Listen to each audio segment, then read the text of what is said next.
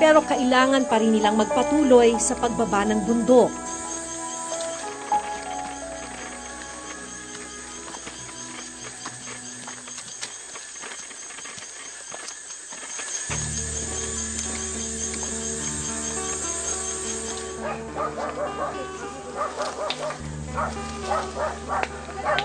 Sa wakas, naabot na rin namin ang bahay ni na Javen.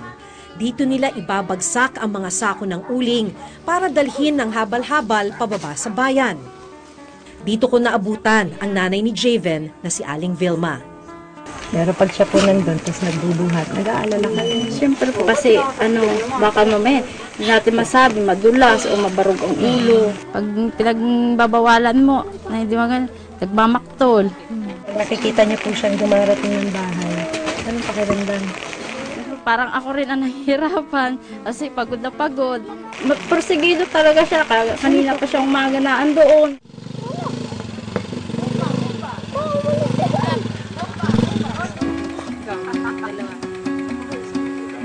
Ate-ate na kayo dito.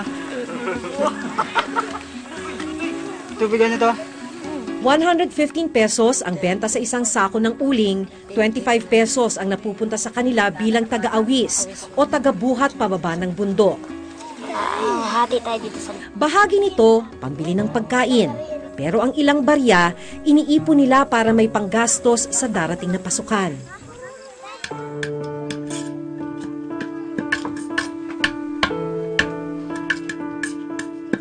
So magkano ngayon yung naipon mo?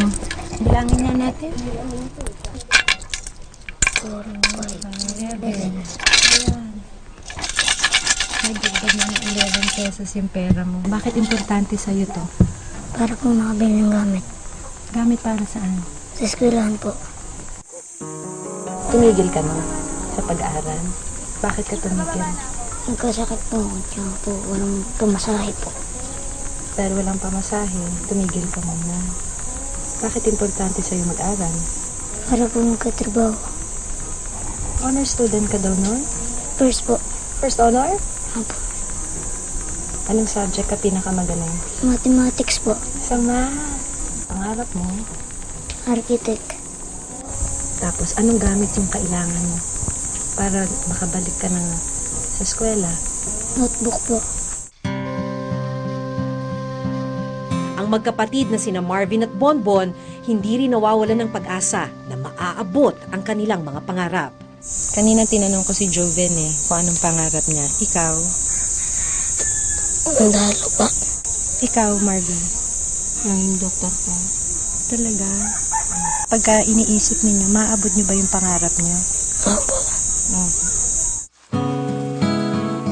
Wala pang nakakapagtapos ng pag-aaral sa kanilang mga pamilya, kaya ganun na lang ang pagsusumikap ni na Javen, Marvin at Bonbon.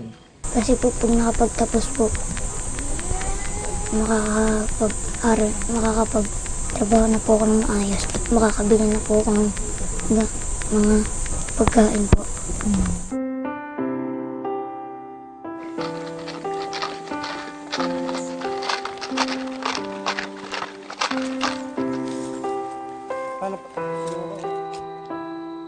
Kinabukasan, muling inakyat ni Javen ang kabundukan para tulungan ang kanyang ama na si Mang Benjamin sa paghango ng uling. Hindi rin naman maiwasan na magtulungan kami po isang mag-anak dahil sabi nga kahirapan ng buhay. Kaya kung kahit na sabi nga bawal sa bata, napipilitan na lang para lang kami makakain. Sa kanyang murang edad, kapakanan na ng mga mahal niya sa buhay ang iniintindi ni Javen. Handa raw niyang tiisin ang bawat sakit ng katawan, makakain lang ang pamilya. Naiiyak ka ba minsan? Opo, naiingit po.